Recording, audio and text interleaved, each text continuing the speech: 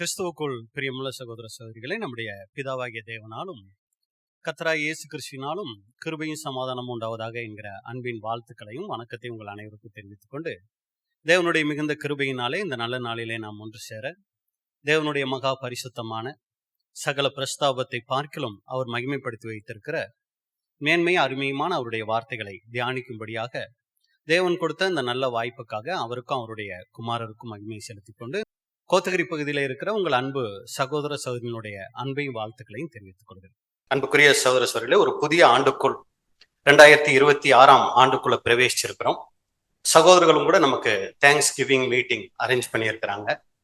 அப்ப இந்த மீட்டிங்கை நம்ம நல்ல முறையில இன்னைக்கு நம்ம பயன்படுத்தணும் அப்படின்னா நமக்கு நிச்சயமா ஒரு நல்ல குணலட்சணம் இருக்கணும். என்னங்க அது? நன்றி உணர்வு இருந்தா தான் இந்த ஒரு மீட்டிங்கை நம்ம அட்டன் பண்ணதுக்கு ஒரு அர்த்தம் இருக்கு. அப்ப தேவன் கடந்த நாட்களை நமக்கு செய்த நன்மைகளை நினைச்சு, அடுத்து இனி தேவன் நம்முடைய வாழ்க்கையில செய்ய போகிற காரியங்களையும் நினைச்சு நாம் ஒரு நன்றி உணர்வோட இருந்தோம்னா இந்த ஒரு பாடம் கூட நமக்கு ரொம்ப பிரயோஜனமா இருக்கும். அதை மனதில் கொண்டுதான் இந்த பாடத்தை கூட நம்ம தயார்படுத்தி இருக்கிறோம். அப்ப நன்றி உணர்வு, இதற்கான ஆதார வசனம் சங்கீதம் 103 1 மற்றும் 2. என் ஆத்துமாவே கர்த்தரை ஸ்தோத்திரி, என் முழு உள்ளமே அவருடைய பரிசுத்த நாமத்தை ஸ்தோத்திரி. என் ஆத்துமாவே கர்த்தரை ஸ்தோத்திரி, அவர் செய்த சகல உபகாரங்களையும் மறவாதே. இந்த வசனம் யாருக்கெல்லாம் மனப்பாடமா தெரியாது, இது தெரியாதவங்க இருக்க வாய்ப்பே இல்லைன்னு நினைக்கிறேன். கன்னடத்துல தெரிஞ்சவங்க கன்னடத்துல இதை ஒரு தடவை அப்படியே நீங்க எல்லாரும் சொல்லுங்க. தமிழ்ல தெரிஞ்சவங்க தமிழ்ல சொல்லுங்க. மலையாளத்துல தெரிஞ்சவங்க மலையாளத்துல சொல்லுங்க. இந்தியில தெரிஞ்சவங்க இந்தியில சொல்லுங்க. எல்லாரும் ஒரு தடவை சொல்லிடலாங்களா? நம்ம எல்லாரும் சேர்ந்து, என் ஆத்துமாவே கர்த்தரை ஸ்தோத்திரி, என் முழு உள்ளமே அவருடைய பரிசுத்த நாமத்தை ஸ்தோத்திரி. என் ஆத்துமாவே கர்த்தரை ஸ்தோத்திரி, அவர் செய்த சகல உபகாரங்களையும் மறவாதே. சரி, இப்ப நம்ம என்ன பண்ணலாம்னா, இத ஏதோ நான் சொன்னேங்கிறதுக்காக எல்லாம் சொன்னீங்களா, இல்ல உள்ளத்துல இருந்து சொன்னீங்களா? இல்லைன்னா கடைசியில ஒரு தடவை இதை மறுபடியும் சொல்லுவோம், அப்போ உள்ளத்துல இருந்து சொல்லிடலாம். சரிங்களா? அப்படின்னா இப்ப யாரும் உள்ளத்துல இருந்து சொல்லலையா? சரி, நம்ம பார்க்கலாம். அப்ப நன்றி உணர்வு, நன்றி உணர்வு என்றால் என்ன அப்படின்னா, தேவன் நமக்கு செய்த நன்மைகளை எல்லாம் மனசுல வச்சு நம்ம அவருக்கு நன்றி செலுத்துறது தான் நன்றி உணர்வு. அப்போ ஒரு கேள்வி, பிரதர், அது இந்த மாதிரி ஒரு கூடுகை அனுசரிச்சு வருஷத்துல அந்த முதல் வாரத்துல இப்படி செய்யறது மட்டும்தான் அது நன்றி உணர்வா பிரதர்? அப்படின்னா இல்ல. இது நம்ம எல்லாரும் சேர்ந்து தேவனை மகிமைப்படுத்துகிறதுக்கு சகோதரர்கள் நமக்கு ஏற்படுத்தி கொடுத்துருக்கு ஒரு மிகப்பெரிய வாய்ப்பு. அதே நேரத்தில் இந்த நன்றி உணர்வு எப்படியெல்லாம் நமக்கு வெளிப்படணும் அப்படின்னா, ஒவ்வொரு நாளும் காலையில எழுந்ததும் ஆண்டவருக்கு நன்றி செலுத்தணும். அன்னைக்கு நைட்டு தூங்க போறதுக்கு முன்னாடி ஆண்டவருக்கு இந்த நாள் முழுக்க என்னை வழி நடத்துனீங்களே நன்றி செலுத்தணும். ஒவ்வொரு வாரத்தினுடைய முடிவுலையும் நன்றி செலுத்தணும். ஒவ்வொரு வாரத்தினுடைய ஆரம்பத்திலையும் நன்றி செலுத்தணும். ஒவ்வொரு மாதத்தினுடைய முதல்லையும் நன்றி செலுத்தணும். ஒவ்வொரு மாதத்தினுடைய கடைசியிலையும் நன்றி செலுத்தணும். அதே போல ஒவ்வொரு வருஷத்தினுடைய ஆரம்பத்திலையும் நம்ம நன்றி செலுத்தணும். வருஷத்தினுடைய முடிவுலையும் நம்ம நன்றி செலுத்தணும். இன்னைக்கு நம்ம கூடி வந்திருக்கிறதோட நோக்கம், தேவன் நமக்கு இப்படிப்பட்ட ஒரு வாய்ப்பை கொடுத்திருக்கிறார். சகோதர சகோதரிகளை எல்லாரும் இணைஞ்சு தேவன் நம்முடைய வாழ்க்கையில செய்த நன்மைகளை நினைச்சு அவருக்கு நன்றி செலுத்துறது மிகப்பெரிய ஒரு ஆசீர்வாதம் இருக்கும். அன்புக்குரிய சகோதர சகோதரிகளே, அப்ப இன்னைக்கு நாம் பார்க்க போகிற காரியம் என்ன அப்படின்னு சொல்லி பாத்தீங்கன்னா, ஏன் இந்த நன்றி உணர்வு ஒரு தேவ பிள்ளைக்கு அவசியம்? ஏன் ஆண்டவருக்கு நன்றி செலுத்தணும்? ஏன் ஆண்டவரை துதிக்கணும்? ஏன் அவரை மகிமைப்படுத்தணும்? இதுக்கான பதில் பார்க்க போறோம். அடுத்து, எப்பவெல்லாம் ஆண்டவருக்கு நன்றி செலுத்தணும் அதை குறிச்சு பார்க்க போறோம். கடைசியா, இந்த நன்றி உணர்வு நமக்குள்ள வர முடியாதபடி தடை செய்யக்கூடிய காரியங்கள் என்ன? இது மூன்றுக்கான காரியங்கள் தான் இன்னைக்கு நம்ம பார்க்க போறோம். பார்க்கலாம் இல்லைங்களா? எல்லாம் உற்சாகமா இருக்கீங்களா? எல்லாம் இருக்கீங்களா? சரி, ரொம்ப சந்தோஷம். அப்ப முதல் கேள்வி, ஏன் நன்றி உணர்வு ஒரு தேவ பிள்ளைக்கு அவசியம் அப்படின்னு சொல்லி பாத்தீங்கன்னா, முதல் காரியம், ஏன் ஒரு தேவ பிள்ளைக்கு நன்றி உணர்வு அவசியம்னா, நாம நன்றி உணர்வோட இருக்கிறது தேவ சித்தம். இன்னொரு வகையில சொன்னா தேவ திட்டம். தேவன் நம்மளை தெரிந்து கொண்டதோட நோக்கமே எதுக்கு தெரியுங்களா? நாம நன்றி உணர்வோட இருக்கணுங்கிறதுக்கு தான். இதுக்கு முதல் இஸ்ரேல் ஜனங்களை நம்ம எடுத்துக்கிட்டோம் அப்படின்னா, இஸ்ரேல் ஜனங்களை தேவன் தெரிந்து கொண்டா, எகிப்து தேசத்துல போய் 430 வருஷம் கழிச்சு அவங்களை அழைச்சிட்டு வராரு. அவங்கள வனாந்தரத்துல நடத்துறாரு. அப்புறம் அவங்களுக்குன்னு ஒரு தேசத்தை ஆயத்தப்படுத்தி கொடுத்து அவங்களுக்கு தேவையான எல்லாத்தையும் கொடுத்து அவங்கள வழி நடத்துறாரு.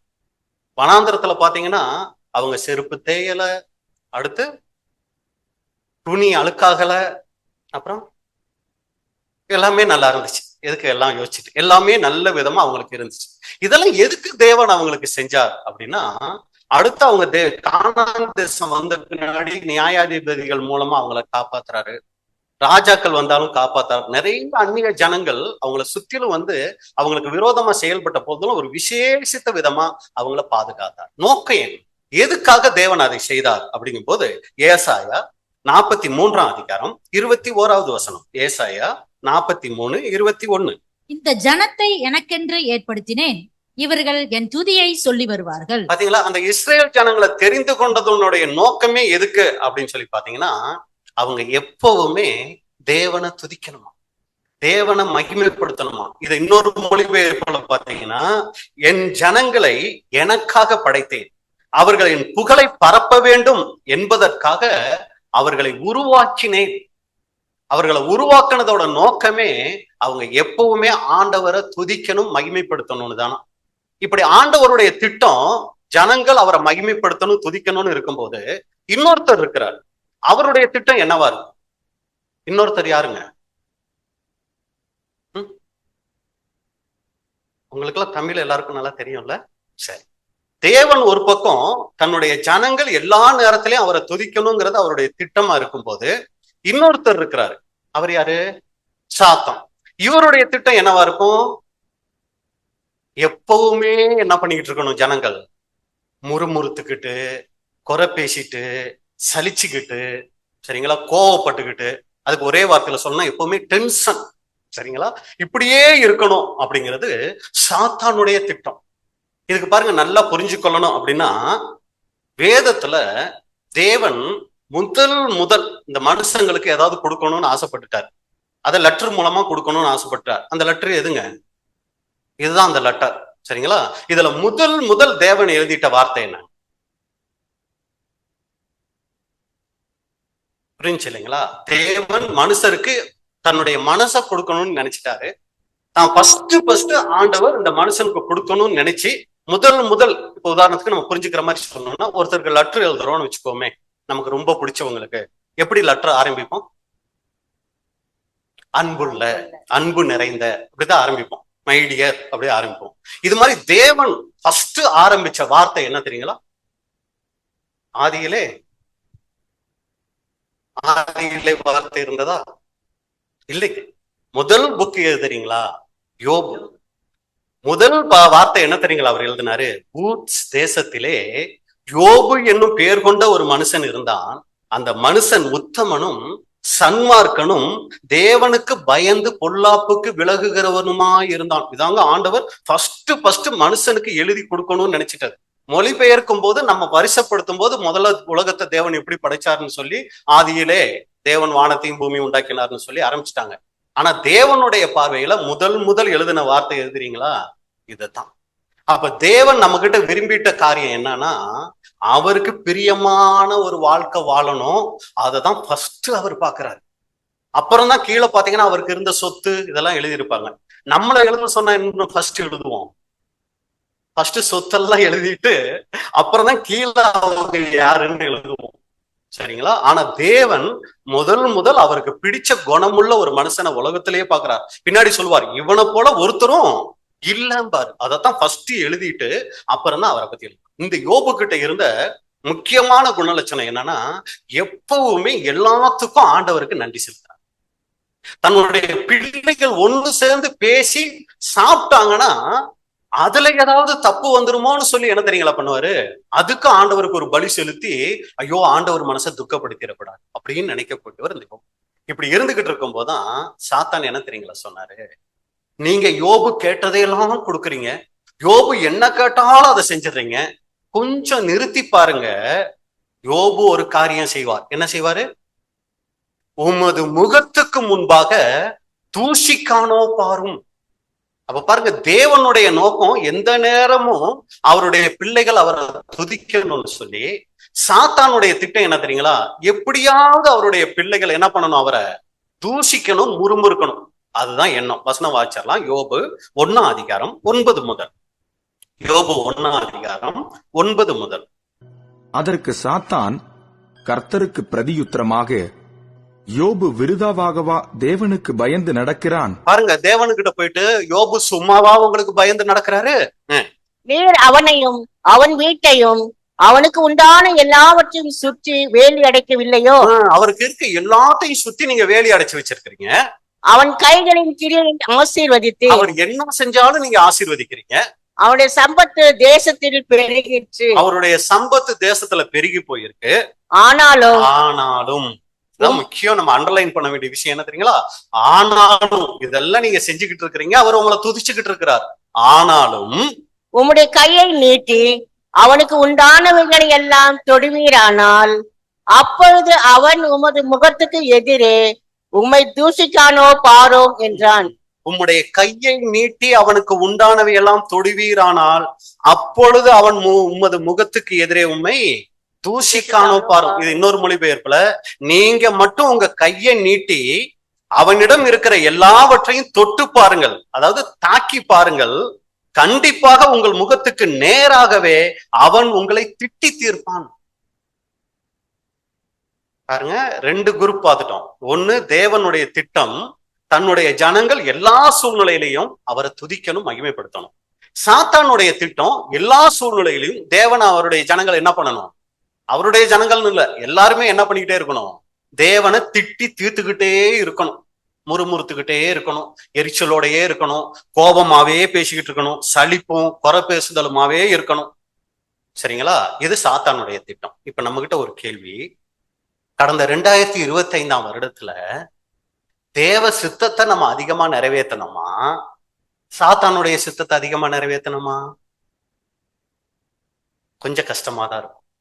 அப்ப அன்புக்குரிய சகோதரர்களே, பாருங்க, தேவனுக்கு நம்மை குறித்த ஒரு திட்டம் இருக்குது, சாத்தானுக்கு நம்மை குறித்த ஒரு திட்டம் இருக்கு. இதுல நம்ம எந்த திட்டத்தை நிறைவேற்றுறோங்கிறதுல ரொம்ப கவனமா இருக்கணும். நம்ம சலிச்சுட்டு குறை பேசிக்கிட்டு முறுமுறுத்துக்கிட்டு இப்படி எல்லாம் இருக்கும்போது சாத்தான அங்க மகிமைப்படுத்துறோம்.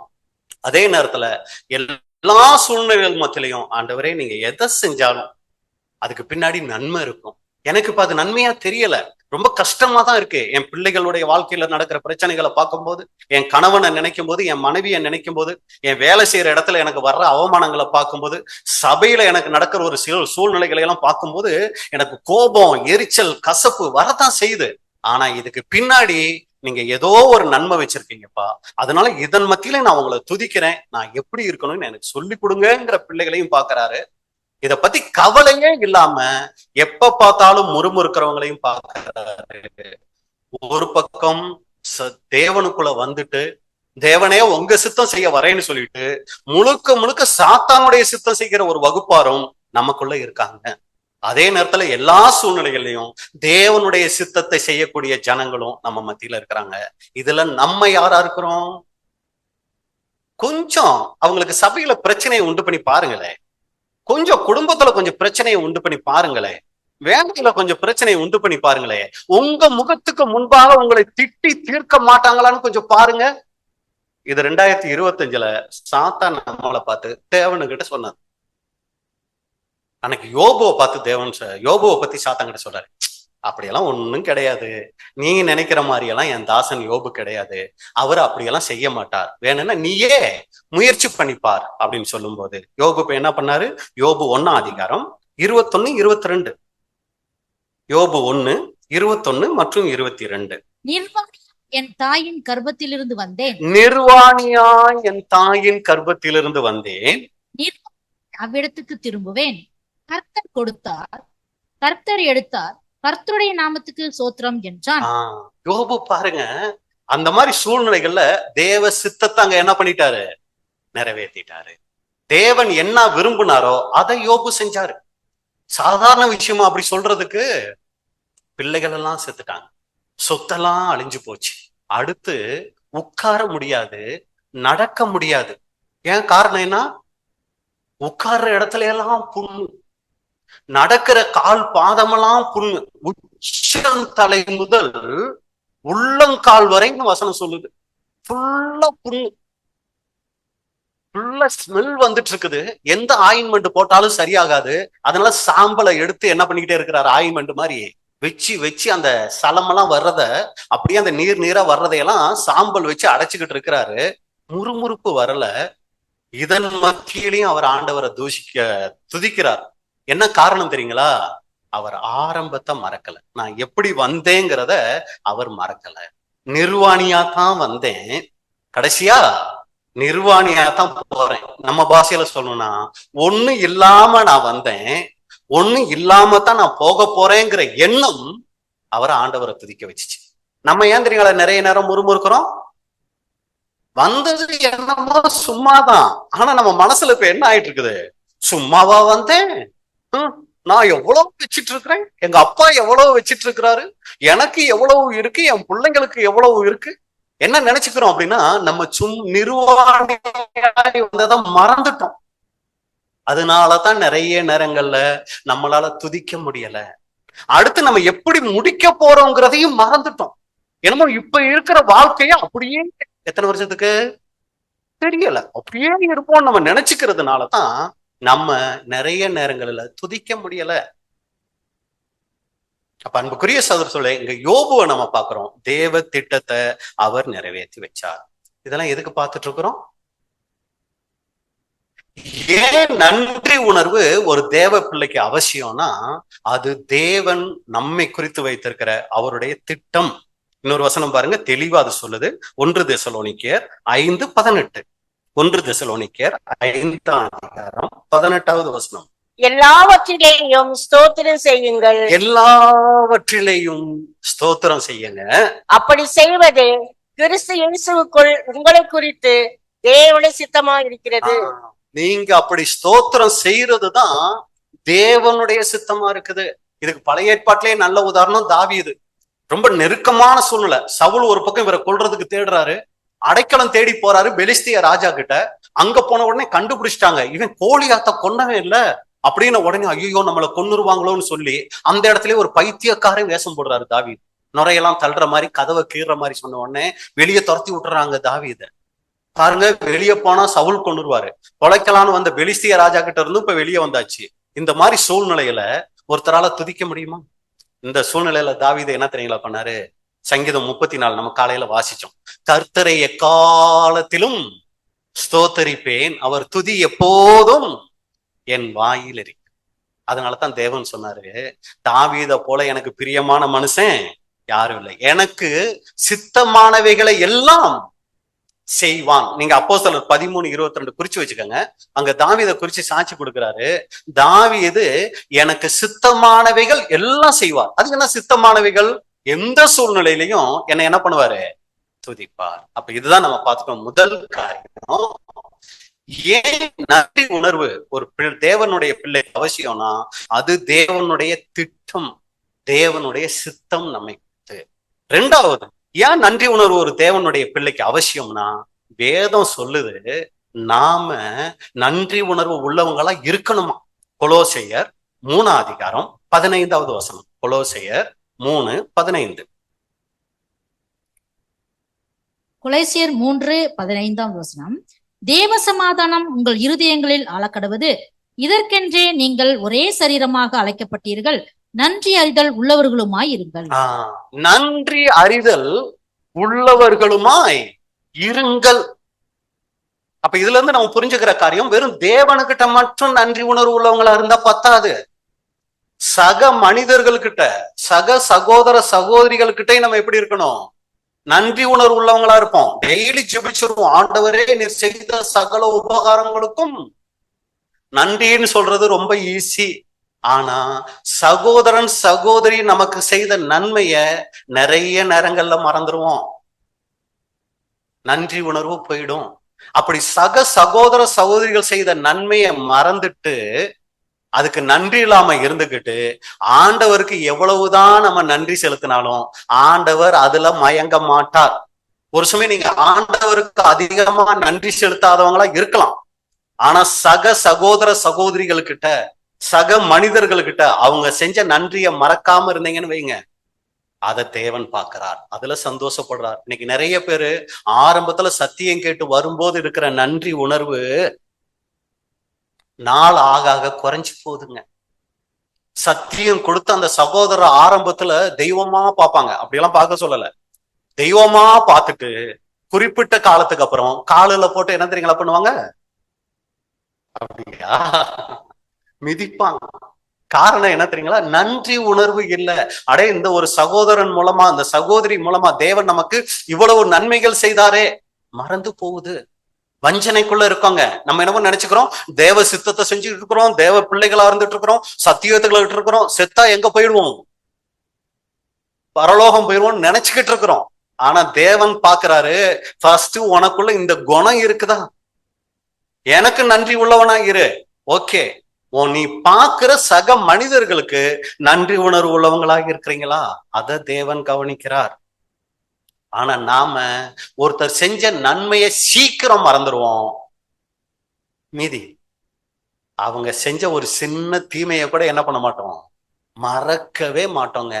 இதுவும் கூட வஞ்சனை இருக்கு பிரதர், மனசை விட்டு போக மாட்டேங்குது பிரதர் அப்படின்னீங்கன்னா அப்படியே தேவன்கிட்ட போய் சொல்லணும். அப்ப பாருங்க, அவங்க செஞ்ச நன்மையெல்லாம் எனக்கு மறந்து போகுது, ஆனா இந்த தீமை தான் என் மனசுல நிறைஞ்சு இருக்கு. நான் உங்க பிள்ளை இல்ல, நான் இந்த சுபாவத்தோட இருக்கிறது உங்க சித்தம் இல்லைல்ல, ஏன் என் மனசு இப்படி இருக்குது, இதை என்னை விட்டு சரி செய்யுங்க. அவங்க செஞ்ச நன்மை என் மனசுல நிறைய வரட்டும், அவங்க செஞ்ச தீமையை உடனே மறக்கிறதுக்கு எனக்கு உதவி செய்யுங்க அப்படின்னு சொல்லி நம்ம ஜெபிக்கணும். அதாவது தீமை மறக்கணுங்கிறதுக்காக நம்ம போய் ஒப்புரவாகி அவங்களோட இதாகணும்லாம் சொல்ல வரல. ஒரு சமயம் தவறானவர்களா இருக்காங்களா, கசப்பான எண்ணம் இருந்தா அதை எடுத்துடணும். இப்போ ஒரு நல்ல ஒரு சகோதரன் இருக்கிறாரு, அவர் ஒரு நல்ல பிசினஸ் பண்ணிட்டு இருக்கிறாரு, அவருக்கு கீழே ஒருத்தர் வேலை செய்யறாரு, ஃபுல்லா திருடிட்டார், ஃபுல்லா திருட்டு வேலை செய்யறாரு. இப்ப அவர் என்ன பண்றாரு, அவரு வேலையை விட்டு நிறுத்திட்டாரு. அவரை மன்னிக்கணுமா இல்ல வேலையை விட்டு நிறுத்தணுமா, எது சரி? இல்ல பிரதர், என்ன ஆண்டவர் எவ்வளவோ மன்னிச்சிருக்கிறாரு, அதனால அவரையும் நான் மன்னிச்சு மறுபடியும் வேலையில வைக்கிறேன்னா மறுபடியும் அவர் என்ன பண்ணுவாரு, திருடத்தான் செய்வார். என்ன பண்ணணும், மன்னிக்கணும். அதே நேரத்துல பிரதர், நீங்க இனி வேலையை செய்ய வேண்டாம், உங்க மேல எனக்கு எந்த இதுவும் இல்லை, நீங்க தயவு செஞ்சு என்ன பண்ணுங்க, வேலையை விட்டு நின்னுருங்க. புரியுதுங்களா உங்களுக்கு வித்தியாசம்? அதாவது மன்னிக்கணும் மன்னிக்கணும், எல்லாருக்கும் நன்றி உணர்வா இருக்கணும் போய் அப்படியே அவங்க தப்பு செஞ்சதையெல்லாம் நம்ம இது பண்ணிக்கணும்னு நான் சொல்ல வரலைங்க. யாரை குறித்து எந்த கசப்புணர்வையும் உள்ளுக்குள்ள வைக்காம, அதே நேரத்துல ரொம்ப தவறுகள் அவங்களால பாதிக்கப்படுறோமா, நம்ம உறவை தவிர்த்துட்டு நன்றி உணர்வை என்னைக்குமே நம்ம என்ன பண்ணிடக்கூடாதுன்னா இழந்துடக்கூடாது. அப்ப அன்புக்குரிய சகோதரரே, முதல் காரியம், நாம நன்றி உணர்வோட இருக்க வேண்டியது தேவ சித்தம். ரெண்டாவது, நாம் நன்றி உணர்வோட இருக்கணும்னு வேதம் நமக்கு கட்டளை கொடுக்குது, போதனை பண்ணுது. மூணாவது, இந்த நன்றி உணர்வு ஏன் ஒரு தேவ பிள்ளைக்கு அவசியம்னா, அது ஆவிக்குரிய குணலட்சணம்.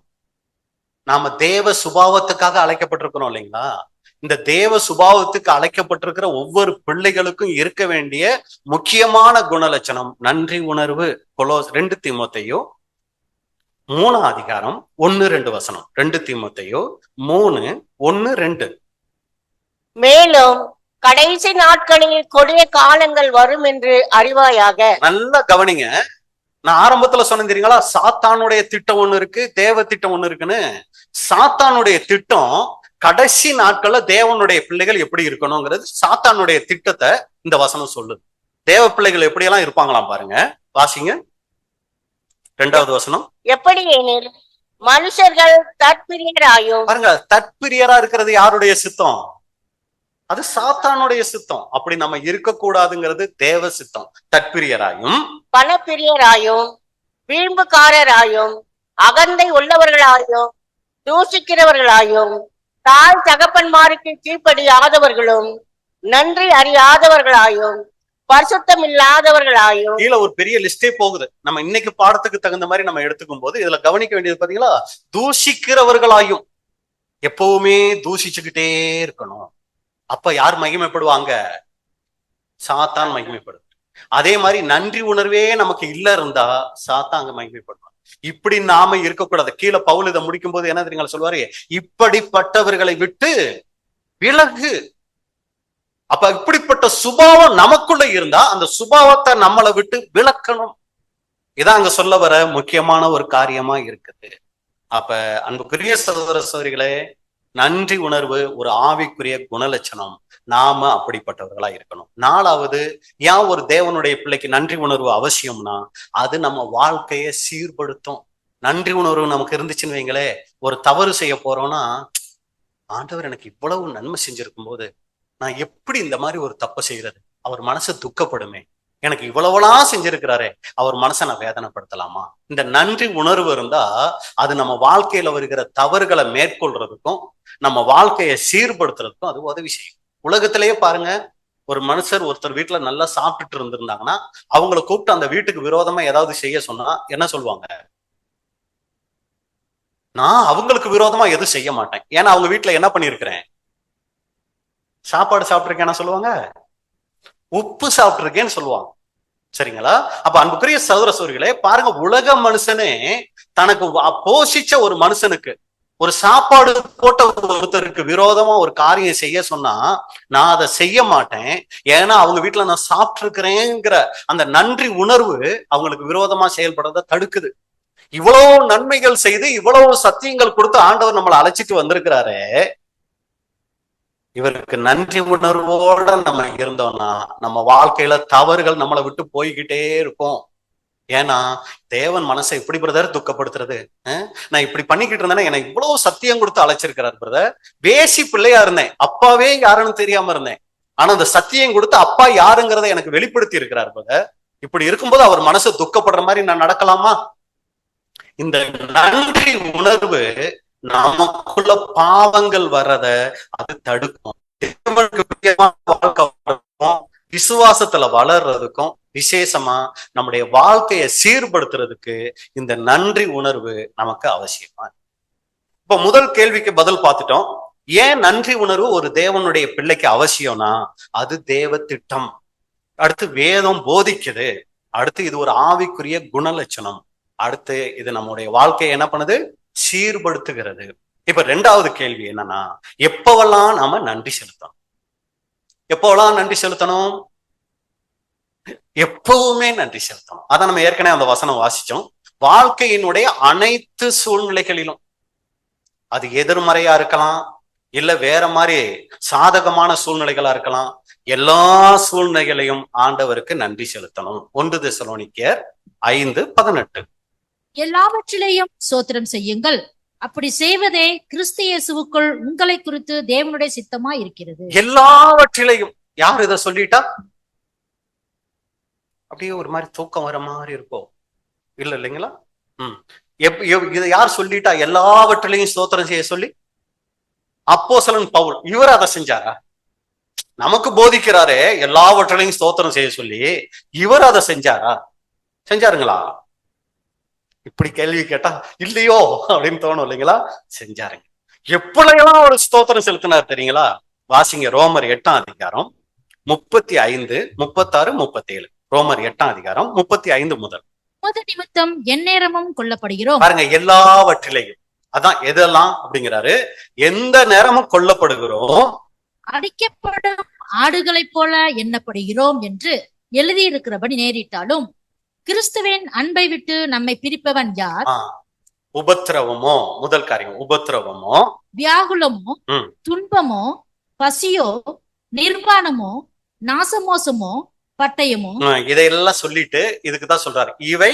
அடுத்த வசனம், இவை எல்லாவற்றிலேயும். இவை எல்லாவற்றிலையும். அங்க ஃபர்ஸ்ட் என்ன வசனம் பார்த்தோம்? எல்லாவற்றிலையும் ஸ்தோத்திரம் செய்யுங்கள்னு சொன்னார் பாருங்க. அவர் அதை ஃபர்ஸ்ட் செஞ்சார். எதுல எல்லாம் செஞ்சாரு அப்படின்னா, இங்க நம்ம பார்த்துட்டோம், உபத்திரவம், வியாகுலம், துன்பம், பசி, நிர்வாணம், நாசமோசம், பட்டயம் அப்படின்னு சொல்லிட்டு இவை எல்லாவற்றிலையும் நாம் நம்மில் அன்பு கூறுகிறவராலே முற்றும் ஜெயம் கொள்கிறவர்களாகி இருக்கிறோமே.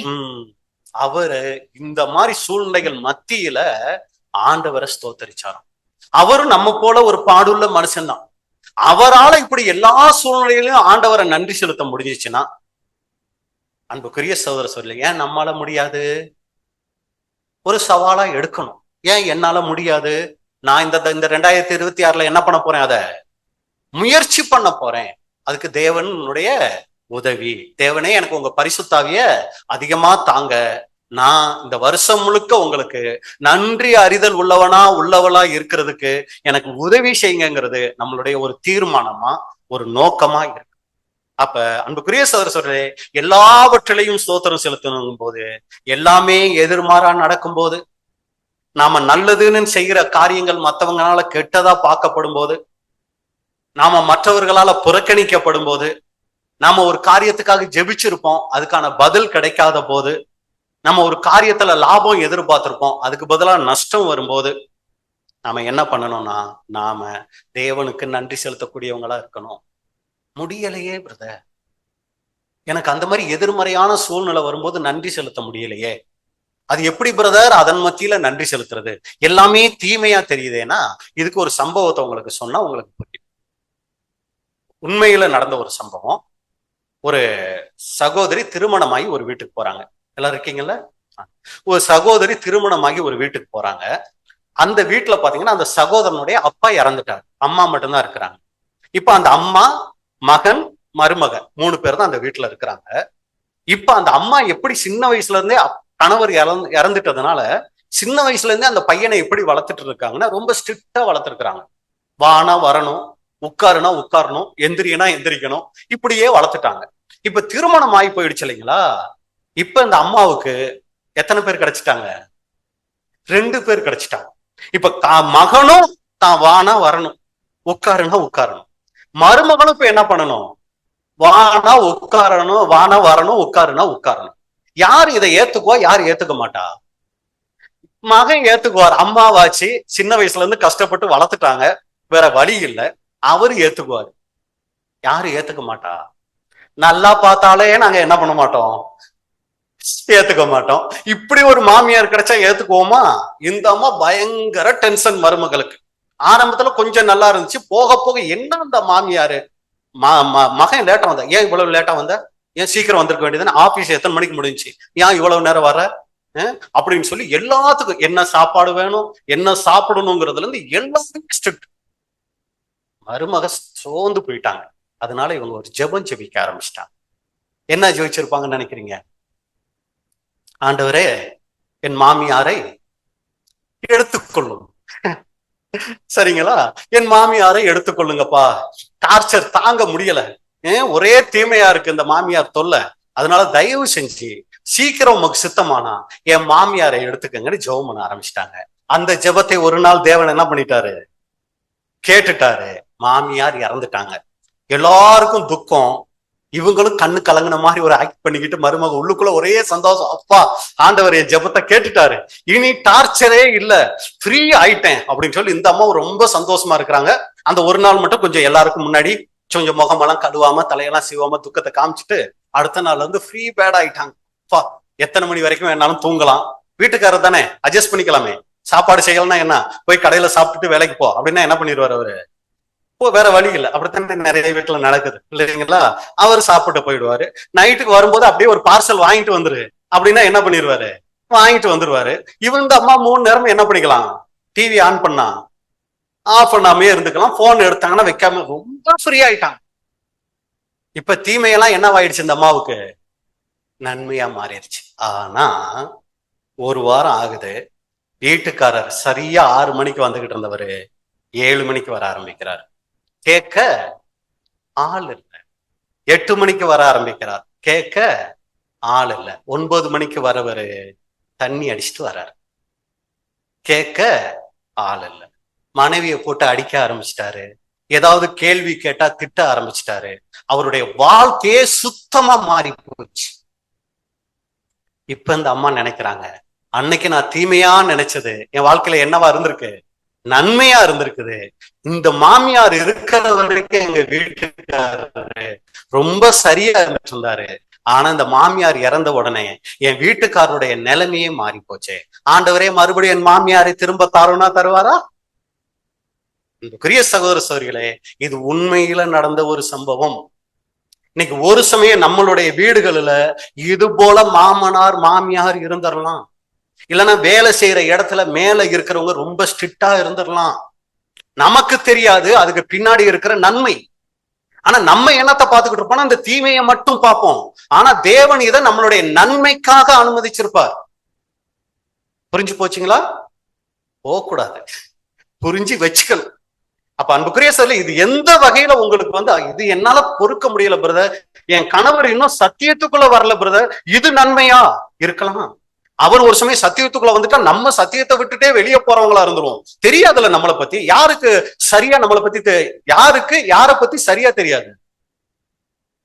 நமக்கு நம்மளை பத்தி சரியா தெரியாதுங்க. ஆண்டவருக்கு நாளைக்கு நம்ம என்ன பண்ணுவோங்கிற வரைக்கும் சரியா தெரியும். அதனாலதான் வசனம் சொல்லுது, நிற்கிறேன் என்று எண்ணுகிறவன் விழாம. ஏன்னா நீ என்னைக்கு நிக்கிறேன்னு சொல்லி ஓவரா பேசிட்டு இருக்கிறியா?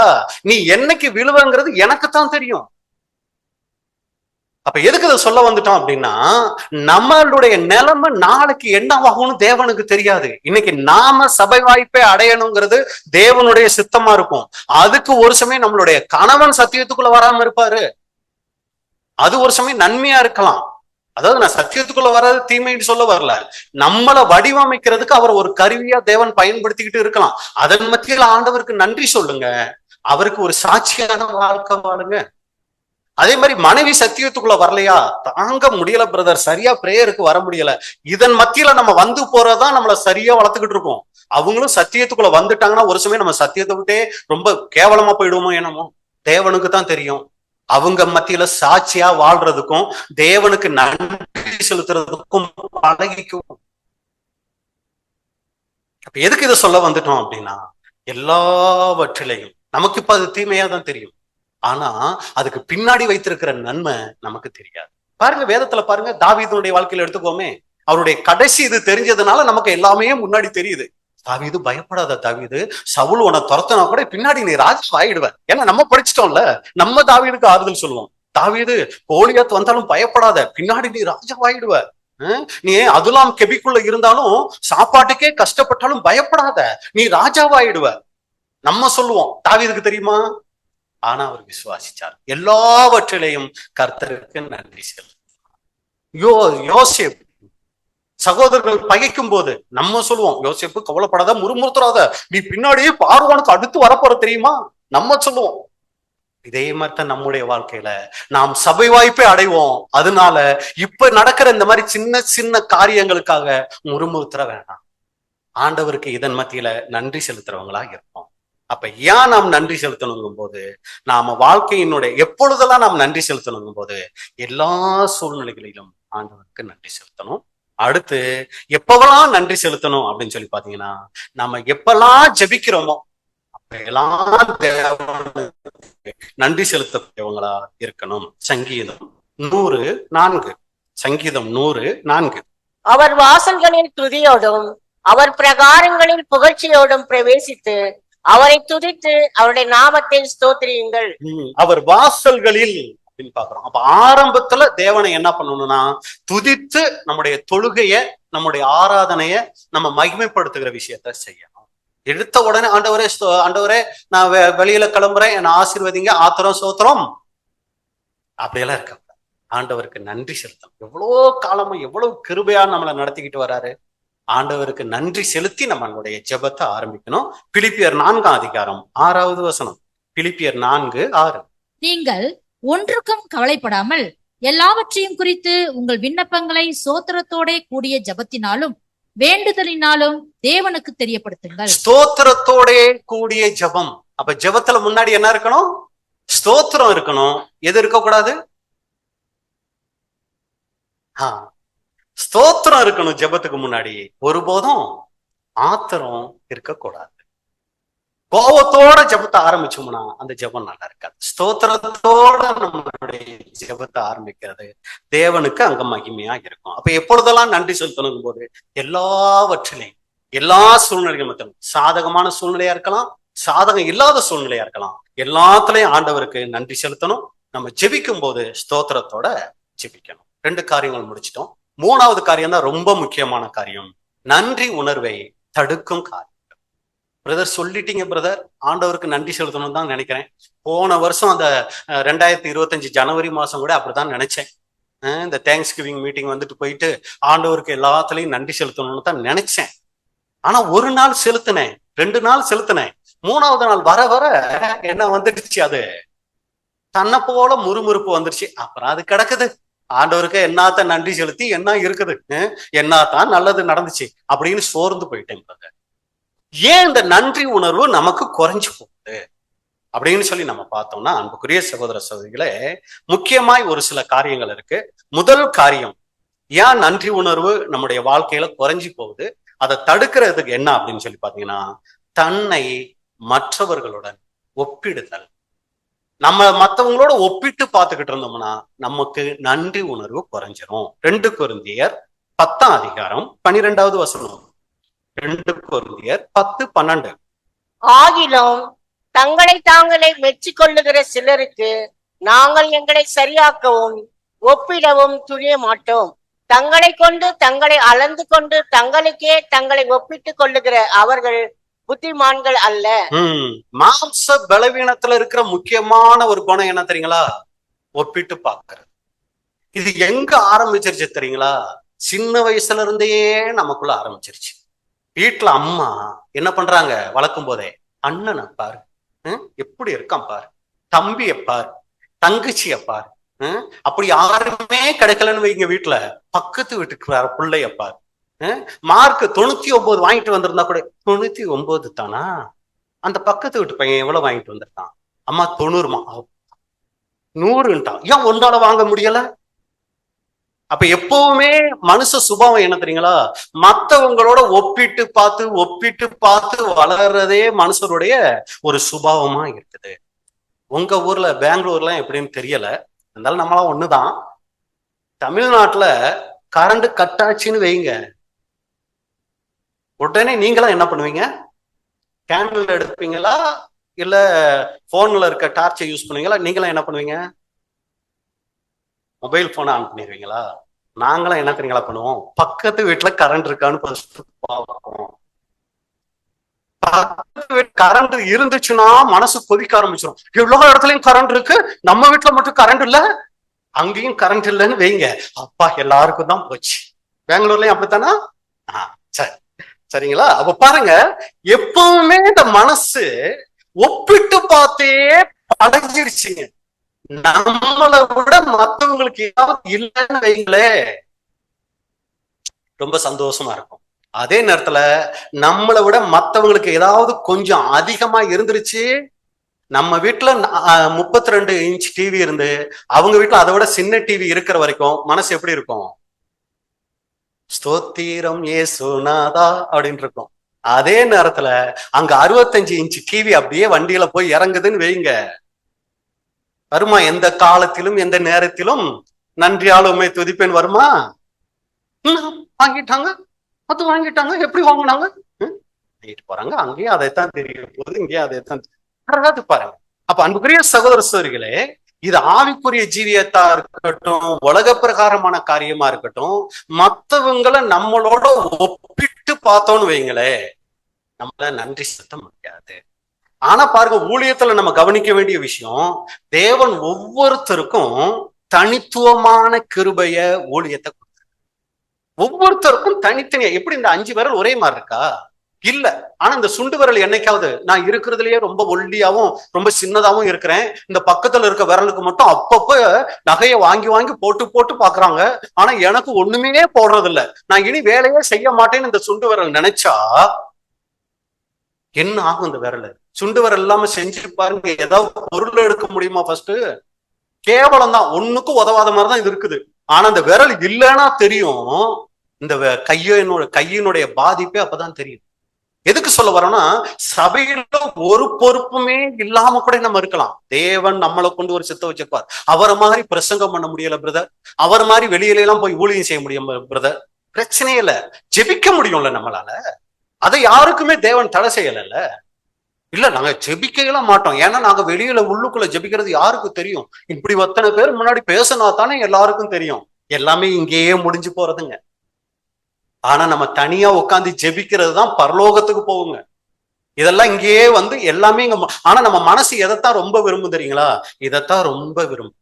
மற்றவங்களோட ஒப்பிட்டு பார்க்கும், அவங்கள போல அழகா இல்லையே, அவங்கள போல பாட முடியலையே, அவங்கள போல உட்கார முடியலையே, அவங்கள போல எந்திரிக்க முடியும், இப்படி மற்றவங்களை ஒப்பிட்டு பார்த்துக்கிட்டு இருக்கிற வரைக்கும் நம்மளால நன்றி உணர்வு செலுத்த முடியாது. அதே நேரத்துல எனக்கு நீங்க கொடுத்திருக்கிறது போதும்பா, போதும் என்ற மனதோடு கூடிய sound ரொம்ப கம்மியா இருக்கு.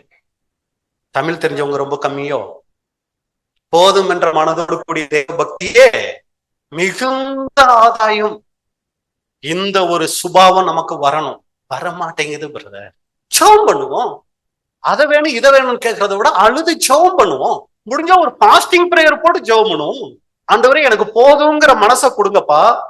இந்த உலகத்துல நான் வரும்போது சும்மாதான் வந்தேன். போகும்போது எதையும் எடுத்துட்டு போக முடியாது.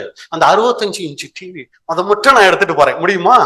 இல்ல அந்த நகை இப்போ 1 லட்சம் ஆகி போச்சு, அதனால அந்த நகையை மட்டும் நான் எடுத்துட்டு போயிடுறேன். முடியுமா? ஒன்னும் விட்டு வைக்க மாட்டாங்க. அப்ப எதுவுமே இல்லைங்கும் போது எனக்கு ஏன் இந்த மனசு இந்த மாதிரி இருக்குது, எனக்கு உதவி செய்யுங்க. ஏன் அதுக்காக நம்ம ஜெபிக்க கூடாது? கண்டிப்பாய் தேவன் நமக்கு உதவி செய்வார். நம்மை மற்றவர்களுடன் ஒப்பிடும் போது அவங்களை காட்டிலும் நம்ம சற்று கீழாக காணப்பட்டால் நன்றி உணர்வு நமக்கு குறையும். நமக்கு தேவன் எவ்வளவோ கொடுத்திருப்பார், ஆனால் அதை மதிக்காம இல்லாததை மட்டும்தான் அந்த மாம்சம் என்ன தெரியுங்களா பண்ணுமா? சிந்திக்குமா. எவ்வளவோ கொடுத்திருப்பாரு, அதை யோசிக்கவே யோசிக்காது. அன்புக்குரிய சகோதர சகோதரிகளே, ரொம்ப கவனமா இருக்கணும். ஒருத்தர் எப்பவுமே ஜெபம் பண்ணாராம், எனக்கு சரியான செருப்பு இல்லை, சரியான சுவு இல்லை, கீழே எல்லாம் கிழிஞ்சு போயிடுச்சு, நடந்து போனா அதுல எல்லாம் காலெல்லாம் குத்துது, இப்படின்னு எப்ப பார்த்தாலும் அழுது ஜெபிச்சுக்கிட்டே இருந்தாராம். ஒரு நாள் அவருடைய ஜெபத்தை அவர் நிறுத்தி ஆண்டவருக்கு நன்றி சொன்னாராம். ஏன் சொல்லுங்க? புது ஷூ கிடைச்சிருக்கும் அப்படிங்கிறீங்களா? எதனால நன்றி சொன்னார் தெரியுங்களா? ஒரு நாள் காலே இல்லாத ஆளை பார்த்தாரு. இந்த ஆளுக்கு காலே இல்லை, ஆனா எனக்கு கால் கொடுத்திருக்கிறார்ல, அதுக்கு நான் ஆண்டவருக்கு நன்றி சொல்லலாமே. இது அவருடைய மனசை மாத்திச்சுங்களா. அப்ப எப்பவுமே நமக்கு இல்லாதத பத்தியே யோசிக்கிறத விட நமக்கு இருக்கிறத பத்தி நம்ம யோசிக்க ஆரம்பிச்சோம்னா நன்றி உணர்வு நமக்கு அதிகரிக்கும். சகோதரர் இதை குறிச்சு சொல்லும் போது, தேவன் இன்னும் எத்தனை சிருஷ்டிப்புகள் உண்டாக்கின போதிலும் அவைகளுக்கிடையே பொறாமைக்கு இடமில்லை. ராஜ்யத்துல எத்தனை சிருஷ்டிப்புகள் இருந்தாலும் அதுங்களுக்குள்ள பொறாமையே இருக்காதுங்களாம். ஏனெனில் ஒவ்வொன்றும் தன்னில் தானே பூரணமாய் இருக்கிறபடியால் தான் இருக்கிற நிலையில் திருப்திகரமாய் இருக்கும். தான் வேறொரு சிருஷ்டியாக இருக்க வேண்டும் என்று நினைக்காது. உதாரணமாக, மீனானது ஒரு பறவையாக இருப்பதை காட்டிலும் மீனாக இருப்பதிலேயே திருப்திகரமாய் இருக்கும். மீன் அதெல்லாம் வெளியில அப்படியெல்லாம் பறந்து போயிட்டு இருக்கு. நான் என்ன பண்றது? இந்த தண்ணியிலேயே கிடக்க வேண்டியதா இருக்கு. இந்த மீனுக்கு வாழ்க்கப்பட்டதுனால நான் அந்த தண்ணிக்குள்ளேயே, அதெல்லாம் பாரு எவ்வளவு ஜாலியா எங்க எல்லாமோ போயிட்டு வருது அப்படின்னு மீன் ஒருபோதும் பறவையை பார்த்து பொறாமையே படாதுங்களாம். எனக்கு தேவன் தண்ணியில வாழ்றதுக்கான கிருபையை கொடுத்துருக்கிறாருல, யாரும் மேல இருந்து வந்தாலும் செய்யின்னு என்ன பண்ணிடலாம், கீழே போயிடலாம். அந்த பறவைய வேடம் எப்ப பிடிப்பானோ தெரியாது இல்லைங்களா? தனக்கு இருக்கிற பிளஸ்ஸ நினைச்சு அது நன்றியோட திருப்தியா இருக்குமாமா. சரிங்களா? இன்னும் சொல்ல போனால் பறவை அதன் சுபாவத்திலே திருப்தியா இருக்கும். பறவை அதுக்கு தனக்கு கொடுக்கப்பட்ட அந்த சுபாவத்துல திருப்தியா இருக்கும். ஆகவே மனுக்குலம் ஏதேன் தோட்டத்தின் நிலைமைக்கு பூரண மனிதனாக புதுப்பிக்கப்பட்ட பின்பு அந்த நிலைமையிலே திருப்தியா இருப்பார்கள். ராஜ்யத்துல இந்த பொறாமையோ அடுத்தவங்களை பார்த்து முறுமுறுப்போ இருக்காது. அப்ப இப்பவே தேவனுடைய ராஜ்யத்துல அந்த ராஜ்யத்தை சுவாசிக்கிற நாம எல்லாத்துலயும் ஒரு திருப்தி உள்ளவங்களா இருக்கணும். ஏன்னா எதையுமே நாம எடுத்துக்கொண்டு போவதில்லை. அன்புக்குரிய அப்ப முதல் காரியம், ஏன் முறுமுறுக்கிறோம்? அது என்னமோ ஒரு பாயிண்ட் சொன்னீங்க பிரதர், அது எனக்கு என்ன வாய்ப்போச்சு, மறந்துருச்சு அப்படிங்களா? ஒப்பிடுதல். எப்பவுமே மற்றவர்களுடன் நம்மளை ஒப்பிட்டு கொண்டே இருந்தோம்னா நம்மளால ஆண்டவருக்கு முழுசா நன்றி செலுத்த முடியாது. ரெண்டாவது நீங்க பாத்தீங்கன்னா எதிர்பார்ப்பு. எப்பவுமே ஏதாவது ஒண்ணு எனக்கு நடக்கணும் எதிர்பார்த்துக்கிட்டே இருந்தோம்னா கூட நம்மளால நன்றி உணர்வோட இருக்க முடியாது. அதிகமான எதிர்பார்ப்புகளை நம்ம வளர்த்துக்கும் போது, ஆண்டவர் எனக்கு இதை செய்யணும் அதை செய்யணும் அப்படின்னு சொல்லி எதிர்பார்ப்புகளை நம்ம வளர்த்துக்கும் போது நம்ம எதிர்பார்த்த மாதிரி காரியங்கள் நடக்காதப்ப அங்க நன்றி உணர்வு குறையும். முதல் சப்ஜெக்ட்ல பார்த்தோம், யோனா.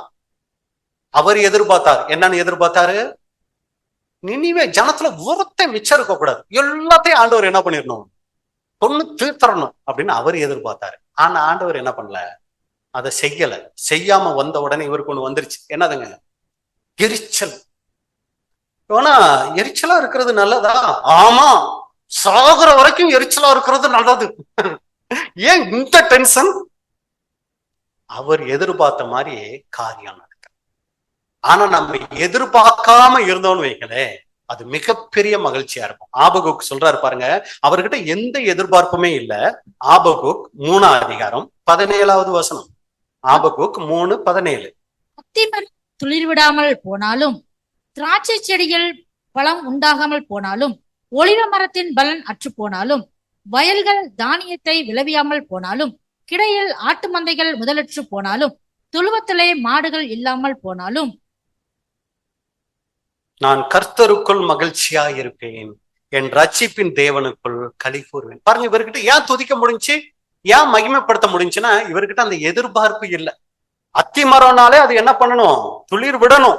துளிரே விட மாட்டேங்குது, வச்சு பல வருஷம் ஆச்சு. பரவாயில்ல, அது துளிர் விடலனாலும் ஆண்டவர்கிட்ட நான் வச்சிருக்கிற அந்த அன்பு, அந்த மகிழ்ச்சி அது எடுக்காது. திராட்சை பழம்னாலே பழம் கொடுக்கணும். திராட்சை செடியை வச்சதுக்கே எதுக்குதான்? பழம் கொடுக்கறதுக்கு தான். ஆனா பழம் கொடுக்கல, பரவாயில்ல, இருந்துட்டு போட்டோம், அது தேவ சுத்தம், ஆண்டவருக்கு நன்றி செலுத்திட்டு போறேன். ஒரு சமயம் அதை சாப்பிட்டு சுகர் ஏதாவது வந்துருமோ என்னமோ, அதனால அதுல பழமே வராம இருந்திருக்கலாம், யாருக்கு தெரியும்? ஆண்டவருக்கு நன்றி செலுத்திட்டு போறேன். ஒலிவு மரம் வச்சதே பலன் கொடுக்கறதுக்கு தான், ஆனா பலனே கொடுக்க மாட்டேங்குது. பரவாயில்ல, முறுமுறுக்க மாட்டேன், ஆண்டவருக்கு நன்றி செலுத்திட்டு போறேன். வயல்ல விதை விதைச்சாச்சு, தானியமே வரல, பரவாயில்ல. பாருங்க என்ன மாதிரி ஒரு மனசு. ஆட்டு மந்தைகள்ல முதலே இல்லாம போனாலும், தொழுவத்துல மாடே இல்லாம போனாலும், நான் எதிர்பார்ப்பே வைக்க மாட்டேன், ஆண்டவருக்குள்ள மகிழ்ச்சியா இருப்பேன். அப்ப எதிர்பார்ப்பை அதிகப்படுத்தும் போது அங்க மகிழ்ச்சி குறையுது, நன்றி உணர்வு குறையுது. அப்ப என்ன பிரதர் பண்ணணும்னா, ஆண்டவர்கிட்ட எனக்கு அதைத்தாங்க இதைத்தாங்க இந்த 2026ன்னு கேட்காம, இந்த 2026 ஆண்டவரே நான் உங்களுக்கு அதை செய்யறேன் இதை செய்யறேன் இதை செய்யறேன்னு நம்ம சொல்லணும். நீங்க எனக்கு இதெல்லாம் செய்யுங்கன்னு கேட்காம, ஆண்டவரே இதெல்லாம் நான் உங்களுக்கு செய்யற ஆண்டவரே நம்ம என்ன பண்ணணும்? ஆண்டவர்கிட்ட நம்ம உடன்படிக்கை பண்ணணும். நீங்க எனக்கு எதை செய்யலனாலும் பரவாயில்ல, ஏன்னா எல்லாமே செஞ்சுட்டீங்க, ஜீவனை கொடுத்துருக்கதே பெரிய விஷயம். நான் இனி எதுவுமே கேட்கல, நான் என்ன செய்யணும் சொல்லுங்க, இன்னும் உங்களுக்கு எப்படி பிரியமா வாழ்றதுன்னு உதவி செய்யுங்க, இன்னும் நான் எப்படி எல்லாம் உங்களை பிரியப்படுத்தலாம்னு சொல்லுங்க. இப்படி நம்ம ஆண்டவருக்கு என்ன செய்யலாம்னு சொல்லி முடிவெடுத்தோம்னா நன்றி உணர்வு அங்க அதிகரிக்கும். அடுத்து 3வது, இந்த நன்றி உணர்வு குறைகிறதுக்கு முக்கியமான காரணம் என்ன தெரியுங்களா? குறை சொல்லுதல். சின்ன சின்ன விஷயத்திலையும் எப்ப பார்த்தாலும் குறையே கண்டுபிடிச்சுக்கிட்டு இருந்தோம்னா அது நன்றி உணர்வை நம்மளை விட்டு குறைய பண்ணும், சந்தோஷத்தை குறைய பண்ணும். ஒரு ஆராய்ச்சி பண்ணாங்க, நான் ஏற்கனவே சொல்லியிருக்கேன், ஒரு சிலர் நீங்க கேட்டிருக்கலாம். அறிவியல் ரீதியா சயின்ஸ் பிரகாரமா ஒரு ஆராய்ச்சி பண்ணாங்களாம். என்ன பண்ணாங்க அப்படின்னா, சின்ன சின்ன விஷயத்துக்கும் நன்றி சொல்றவங்க தான் உலகத்துல ரொம்ப மகிழ்ச்சியா இருப்பாங்களாம். இதை எப்படி கண்டுபிடிச்சாங்கன்னா, ஒரு 10 பேரா தனியா பிரிச்சுட்டாங்க. 10 பேரா தனியா பிரிச்சு ஒவ்வொருவரையும் தனித்தனியா ஆராய்ச்சி பண்றாங்க. அதுல ஒரு குரூப்புக்கு ஒரு இது கொடுத்துட்டாங்க, என்னன்னா நீங்க காலையில எந்திரிச்சதுல இருந்து நைட்டு தூங்குற வரைக்கும் சின்ன சின்ன விஷயத்துக்கும் நன்றி சொல்லுங்க. இன்னொரு 10 பேரை என்ன தெரியுங்களா சொல்லிட்டாங்க, நீங்க காலையில எந்திரிச்சதுல இருந்து சாயங்காலம் தூங்குற வரைக்கும் எல்லாத்துக்கும் முறுமுறுங்க, எல்லாத்தையும் ஆப்போசிட்டாவே திங்க் பண்ணி என்ன பண்ணுங்க, முறுமுறுத்துக்கிட்டே இருங்கன்னு ஒரு 10 பேருக்கு ஒரு ஒர்க் கொடுத்துட்டாங்க. அடுத்து இன்னும் ஒரு 10 பேருக்கு நீங்க துதிங்க முறுமுறுங்க ரெண்டையும் செய்யுங்கன்னு சொல்லிட்டாங்க. இப்ப அந்த 10 பேரை தனியா பிரிச்சாச்சு. முதல் குரூப் என்ன தெரியுங்களா பண்றாங்க, சின்ன சின்ன காரியத்துக்கும் ஆண்டவரை துதிக்க ஆரம்பிச்சாங்க. சின்ன சின்ன காரியம்னா என்னென்னலாம் சொல்லலாம்? காலையில கண்ணு முழிச்ச உடனே ஆண்டவரே நன்றி. ஏன்னா நிறைய பேர் கண்ணை மூடினவங்க காலையில கண்ணை திறக்கவே இல்லை, நான் கண்ணை திறந்தனே அதுக்காக நன்றி. அப்புறம் எந்திரிச்சு உட்கார்ந்துட்டு நன்றி சொன்னாங்களா. ஏன் இடுப்பு எப்படி இருக்கு? ஸ்ட்ராங்கா இருக்கு. நிறைய பேர் படுத்தவங்க எந்திரிக்க முடியல, ஏன்னா கை கால் என்னவாயிடுச்சு, வராம போயிடுச்சு. ஆனா எனக்கு கை கால் நல்லா இருக்கே நன்றி. கண்ணாடி போய் முன்னாடி போய் நின்னாங்களாம், ஆண்டவருக்கு நன்றி செலுத்தினாங்களாம். நேரா டாய்லெட்டுக்கு போய் யூரின் போறாங்க, ஆண்டவருக்கு நன்றி செலுத்தாங்க. நிறைய பேருக்கு கிட்னி ப்ராப்ளம் இருக்கு, உங்களுக்கு யூரின் வர மாட்டேங்குது, எனக்கு யூரின் நல்ல விதமா போகுதே. அடுத்து மோஷன் போறவங்க, இதெல்லாம் சொல்றீங்களே பிரதர், நன்றி சொன்னாங்களாம். எதுக்கு தெரியுங்களா? பைல்ஸ் வந்தவங்களுக்கு தெரியும், மோஷன் போறது எவ்வளோ ப்ராப்ளம், உயிர் போய் வரும். ஆனா அவங்களுக்கு ஆண்டவர் அந்த உதவியே செஞ்சிருக்கிறார். இந்த மாதிரி சின்ன சின்ன விஷயம். பல்லு விளக்குறவங்க பல்லு விளக்குறதுக்கு நன்றி சொன்னாங்களாம். ஏன் சொல்லுங்க? நிறைய பேர் பல்ல எப்படி விளக்குறாங்க? கலட்டி விளக்குறாங்க. ஆனா கலட்டாம விளக்குறேனே அதுக்கு நன்றி சொன்னாங்களாம். ஒரு சிலர் தலை சீவுறதுக்கு என்ன சொன்னாங்களாம், வயசான பல்லு போகும், பல்லு கட்டுறது ஓகே, சின்ன சின்ன விஷயத்துக்கு நன்றி சொல்றதுக்காக சொல்லுறேன். தலை சீவும் போது நன்றி சொன்னாங்களாம். ஏன்? நிறைய பேருக்கு தலை சீவுறதுக்கு தலையில என்னவே இல்லை, அதுக்காக முடியில்லாதவங்க இது பண்ணணும்னு சொல்லுவார்ல. சின்ன வயசுல நம்ம நிறைய முடி வச்சிருந்திருப்போம்ல இல்லைங்களா? இப்ப அது தலையில முடி இருந்தா ஒரு சமயம் சளியெல்லாம் முடிச்சுக்கலாம். அப்ப எதுக்கு சொல்ல வரேன்னா, அதுக்காக ஆண்டவருக்கு நன்றி சொன்னாங்க. இப்படி சின்ன சின்ன விஷயத்துக்கு என்ன பண்ணாங்கன்னா நன்றி சொன்னாங்க. சாப்பிடுறதுக்கு நிறைய பேரால சாப்பிட முடியாது, நான் சாப்பிட முடியதே நன்றி சொன்னாங்களாம். இப்படி சின்ன சின்ன இந்த முறுமுறுக்கிற கேஸ் என்ன தெரியுங்களா பண்ணாங்களாம், எந்திரிச்ச உடனே அதுக்குள்ள விடிஞ்சிருச்சா. இன்னொரு குரூப் இருக்குல்ல, இவங்க எல்லாத்துக்கும் முறுமுறுக்கணுமே, அதுக்குள்ள விடிஞ்சிருச்சா, சி ஏன் தான் விடிஞ்சோம். அடுத்து டீ கொண்டு வந்து கொடுத்தா, இது என்ன சர்க்கரையே இல்ல, இதுல என்ன பால் கம்மியா இருக்கு, எதுக்குத்தான் இந்த டீயோ அப்படின்னு. அடுத்து குளிக்க போனா, இது என்ன தண்ணி சூடே இல்ல. அடுத்து என்ன வெளியே ஒரே கிளைமேட், ஒரே குளிரா இருக்கு, இன்னும் கொஞ்ச நேரம் தூங்க முடியல, இந்த ஊர் என்ன ஊரோ, சாப்பாட்டுல உப்பு பத்தல, காரம் பத்தல, இல்லைன்னா காரம் ஜாஸ்தி இருக்கு, உப்பு ஜாஸ்தி இருக்கு, சரிங்களா? போய் முன்னாடி கண்ணாடி முன்னாடி, இது எல்லாருக்கும் முடி சுருள் சுருளா இருக்கு, எனக்கு அப்படியே நீட்டமா இருக்கு, எனக்கு என்ன நீட்டமா இருக்கு, சுருள் சுருளா நீட்டமா இல்ல சுருள் சுருளா இருக்கு. இப்படி எல்லாத்துக்கும் என்ன பண்றது, நான் என்ன கருப்பா இருக்கிறேன், நான் என்ன ரொம்ப வெள்ளையா. கருப்பா இருக்கிறவங்களுக்கு தான் வெள்ளையா இருக்கிறவங்களை பார்த்தா பொறாமையா இருக்கு. ஆனா வெள்ளையா இருக்கவங்களுக்கு அந்த வெள்ளையா இருக்கிறதுனால எவ்வளவு பிரச்சனை. சின்ன கருப்பா ஒண்ணு வந்துட்டா கூட என்னவாகும், பளிச்சுன்னு தெரியும். ஐயோ இது தெரியுதேன்னு. கருப்பா இருக்கவங்களுக்கு என்ன வந்தாலும் என்ன ஆகாது தெரியா.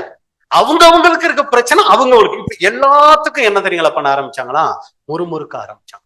இன்னொருத்தவங்க 2 செஞ்சாங்களாம். கடைசியில லிஸ்ட் எடுத்து பார்த்தா எல்லாத்துக்கும் நன்றி சொன்னாங்க இல்லைங்களா, இவங்க 70% அந்த நாள்ல ரொம்ப சந்தோஷமா இருந்தாங்க. எல்லாத்துக்கும் முறுமுறுத்தாங்கல்ல, அவங்க வெறும் 4% தான் அன்னைக்கு சந்தோஷமா இருந்தாங்க.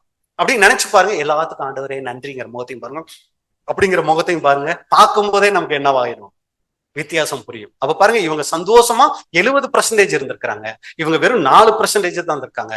நன்றியும் முறுமுறுப்பும் செஞ்சவங்க 14% அவங்க சந்தோஷமா அன்னைக்கு இருந்தாங்க. இதுல எது பெஸ்டா இருக்கு, 14 பெஸ்டா இருக்கே அப்படின்னு யாரும் யோசிச்சிடாதீங்க. சின்ன சின்ன விஷயத்துக்கு நம்ம நன்றி சொல்லுவோம். சாப்பாடு நல்லா இருக்கிற வரைக்கும் ஒரு நாளுக்கு கூட சகோதரிக்கு என்ன சொன்னதே இல்லை. எல்லாம் இருக்கீங்களா? ஆனா ஒரு நாள் உப்பு ஜாஸ்தியோ காரம் கம்மி ஏதோ ஒண்ணு வந்தா அன்னைக்கு மட்டும் என்ன சொல்லுவோம், என்ன அது சாப்பாடு செஞ்சிருக்க. எங்க 364 நாள் நல்லா செஞ்சாங்களே, ஒரு நாள் கூட நன்றி சொன்னதில்ல. ஆனா ஒரே ஒரு நாள் லைட்டா இதாயிட்டா அதுக்கு முறுமுறுக்கணுமா? எதுக்கு இதை சொல்ல வரேன்னா, எல்லாத்துக்கும் இன்னைக்கு குடும்ப உறவுகள் கெட்டு போறதுக்கு காரணமே என்ன தெரியுங்களா, இந்த நன்றி சொல்லாம போறோம். அதான் அடிக்கடி நம்ம சொல்ற ஒரு விஷயம். ஒரு சப்ஜெக்ட் ரெடி பண்ணி இங்க பேசுறதுக்கு நாங்க படுற பாடு பிரசங்கம் பண்ற சகோதரர்களுக்கு தெரியும், அவ்வளவு கஷ்டம். இதே மாதிரிதான் ஒவ்வொரு நாளும் ஒரு சமையல் செஞ்சு கணவனுக்கு கொடுக்கறது.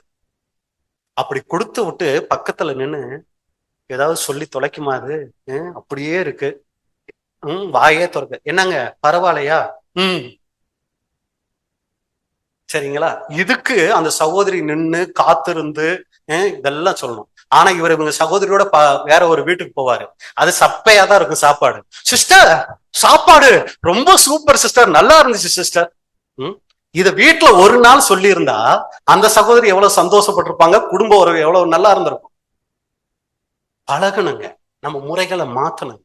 அப்ப நம்மளுடைய குடும்பம் சந்தோஷமா இருக்கும், நம்ம சந்தோஷமா இருப்போம். நன்றி உணர்வு ரொம்ப அவசியம். பிலிப்பியர் 2ஆம் அதிகாரம் 15-16. கோணலும் மாறுபாடுமான சந்ததியின் நடுவிலே குற்றமற்றவர்களும் கவனற்றவர்களும் தேவனுடைய மாசற்ற பிள்ளைகளையுமா இருக்கும் படித்து. பாத்தீங்களா, இந்த கோணலும் மாறுபாடுமான சந்ததியின் நடுவுல தேவனுடைய திட்டம் நம்மளை குறிச்சு, தேவனுடைய சித்தம் என்ன தெரியுங்களா, வாசிங்க. எல்லாவற்றையும் முறுமுறுப்பில்லாமலும் தர்க்கிப்பில்லாமலும் செய்யுங்கள். எல்லாவற்றையும் அப்படின்னா என்னது, ஏற்கனவே ஒரு லிஸ்ட் பார்த்தோம், நிர்வாணம், நாசம், மோசம், பட்டயம் அப்படின்னு பார்த்தோம். எல்லாவற்றையும் முறுமுறுப்பு இல்லாமலும் தர்க்கிப்பு இல்லாமலும் செய்யுங்கள். இஸ்ரேல் ஜனங்கள் தேவ சித்தத்தை செய்யறதுக்காக என் துதியை சொல்லி வருவார்கள் அழைச்சாங்க. ஆனா அவங்க என்ன பண்ணல, தேவ சித்தத்தை செய்யல. என்ன நடந்துச்சு? 1 கொரிந்தியர் 10:10. அவர்களில் சிலர் முறுமுறுத்து சங்காரக்காரனாலே அழைக்கப்பட்டார்கள், அதுபோல நீங்களும் முறுமுறுக்காதிருங்கள். அன்னைக்கு இஸ்ரேல் ஜனங்களை தெரிஞ்சுக்கிட்டேன், என் ஜனங்களை என் துதியை சொல்லி வருவார்கள்னு. அதை அவங்க செய்ய தவறிட்டாங்க, அழிக்கப்பட்டார்கள். இன்னைக்கு உங்களை நான் தெரிஞ்சுக்கிட்டேன், நீங்களும் அதுபோல் செய்யா திருங்கள், முறுமுறுக்காதிருங்கள். அப்ப அன்புக்குரிய சகோதர சகோதரிகளே, இந்த முறுமுறுப்பு ஏன் வருது? நன்றி உணர்வை தடை செய்கிற காரியம் என்னன்னா, முதல் காரியம் நாம மத்தவங்களோட ஒப்பிட்டு பார்க்கறது, ரெண்டாவது எதிர்பார்ப்பு நிறைய வைக்கிறது, மூணாவது குறை சொல்றது, கடைசி காரியம் என்னன்னா தகுதி. நன்றி உணர்வை குறைக்கிற காரியம் என்ன தெரியுங்களா? தகுதி. என்ன அது அப்படின்னு சொல்லி பாத்தீங்கன்னா, எனக்கு தகுதி இருக்குன்னு நினைக்கிறோம் பாருங்க, இது நன்றி உணர்வை குறைச்சிருமோ. அது எப்படி புரிஞ்சுக்கிறது அப்படின்னா, மத்தவங்க எனக்கு உதவி செய்யறதுக்கு எனக்கு தகுதி இருக்குன்றத, மத்தவங்க என்னை பாராட்டுறதுக்கு நான் தகுதியோட இருக்கேன், அதுக்கு எதுக்கு நான் நன்றி செலுத்தணும்? நான் ஒண்ணுமே இல்லாம இருந்தா தான் நான் நன்றி செலுத்தணும். அவங்க என்னை பாராட்டுறாங்கன்னா எனக்கு அந்த தகுதி இருக்கே. இது இன்னும் புரிஞ்சுக்கிற மாதிரி சொல்லணும்னா, பிள்ளைகள் வளர்ந்தாங்க, கஷ்டப்பட்டு அப்பா அம்மா படிக்க வைக்கிறாங்க, கஷ்டப்பட்டு ஒரு வேலையில பல லட்சங்கள் செலவு பண்ணி படிக்க வச்சு ஒரு வேலையில கொண்டு போய் சேர்க்கிறாங்க. பிள்ளை சம்பாதிக்குது, எவ்வளவுப்பா அப்பா அம்மாவுக்கு கொடுக்குற அப்படின்னு. நான் ஒண்ணும் கொடுக்கறது இல்ல, நான் சம்பாதிக்கிறேன். ஏப்பா கஷ்டப்பட்டு வளர்த்து ஆளாக்கி இருக்கிறாங்க, என்னப்பா அப்பா அம்மாவுக்கு? அது அவங்க கடமை. அவங்களை யாரும் பெக்க சொன்னா? பெத்துட்டாங்கல்ல, வளர்த்து ஆளாக்க வேண்டியது அவங்க கடமை. நான் எதுக்கு அவங்களுக்கு உதவி செய்யணும்? பாத்தீங்களா, அந்த கடமை, அந்த தகுதி, எனக்கு தகுதி இருக்குங்கிறது அப்பா அம்மா மேல செலுத்த வேண்டிய நன்றி உணர்வை கூட என்ன பண்ணிருச்சு? குறைய பண்ணிருது. அப்ப தகுதி இருக்குன்னு நினைக்கிறது நன்றி உணர்வை அங்க குறைக்குது. திருமணம் ஆயிடுச்சு, கணவன்னா அவர் தன்னுடைய கடமையை செய்யணும், அது அவருடைய உரிமை. நான் எதுக்கு அவருக்கு தேங்க்ஸ் சொல்லணும்? வேலைக்கு போய் சம்பாரிச்சுட்டு வந்து போட வேண்டியது அவருடைய கடமை. எனக்கு அந்த தகுதி இருக்கு, நான் எதுக்கு அவருக்கு தேங்க்ஸ் சொல்லணும்? மனைவினா 3 நேரம் சாப்பாடு செஞ்சு போடணுங்க, இது மனைவியினுடைய கடமை.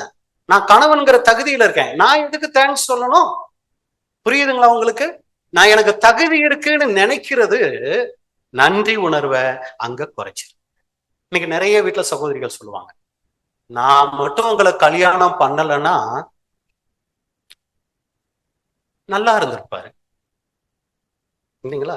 அதே மாதிரி சகோதரி, நான் மட்டும் உனக்கு புருஷனா இல்லாம இருந்திருக்கணும், அந்த சகோதரி நல்லா இருந்திருப்பாங்க இல்லைங்களா? அடிக்கடி நம்ம இந்த ஒரு வார்த்தையை யூஸ் பண்ணுவோம், ரொம்ப ரொம்ப தப்பு.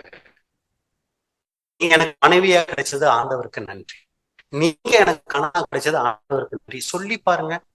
பாருங்க, இந்த ஆங்கிலேயர்லாம் சின்ன சின்ன விஷயத்துக்கு தேங்க்ஸ் சொல்லி அவங்க அவ்வளவு சந்தோஷமா இருக்கிறாங்க. நான் ஒரு பிரதர்கிட்ட, ஏன்னா அக்காவுக்கு நீங்க ஒரு நன்றி சொல்லலாம், அது தலையில கொம்பு முளைச்சு நம்மளுக்கு, இதெல்லாம் யோசிக்கவே வேண்டாம். அவங்க எவ்வளவோ நமக்காக பிரயாசம் எடுக்கிறாங்க. ஒவ்வொரு நாளும் வாழ்க்கையில எல்லாத்துக்கும் சின்ன சின்ன விஷயத்துக்கு தேங்க்ஸ் சொல்லி பழகுவோமே, நன்றி சொல்லி பாருங்க. குடும்பத்துல இருக்கிற ஐக்கியம் பெருகும், தேவ சமூகம் அங்க இருக்கும், நம்ம தேவனுக்கு நன்றி செலுத்துறவங்களா அங்க இருப்போம். கணவனை எனக்கு கொடுத்ததுக்காக நன்றி ஆண்டவரேன்னு சொன்னோம்னா, அதை கொடுத்தல கணவனுக்கு நம்ம நன்றி சொல்லும் போது அதை கொடுத்த ஆண்டவருக்கும் சேர்த்து நன்றி செலுத்துறோம். மனைவிக்காக நன்றி செலுத்தும் போது அதை கொடுத்த ஆண்டவருக்காக நன்றி செலுத்துறோம். அதே நேரத்துல கணவனை நம்ம முறுமுறுக்கும் போதெல்லாம் ஆண்டவரை முறுமுறுக்கிறோம். போய் கொடுத்தீங்களே ஒண்ணு, உங்களுக்கு ஞானமே இல்ல ஆண்டவரே, எல்லாத்துக்கும் நல்ல புருஷனை கொடுத்துட்டு எனக்கு மட்டும் இப்படி ஒண்ணு கொடுத்துட்டீங்க அப்படின்னு ஆண்டவரை அங்க தூஷிக்கிறோங்க தெரியாம.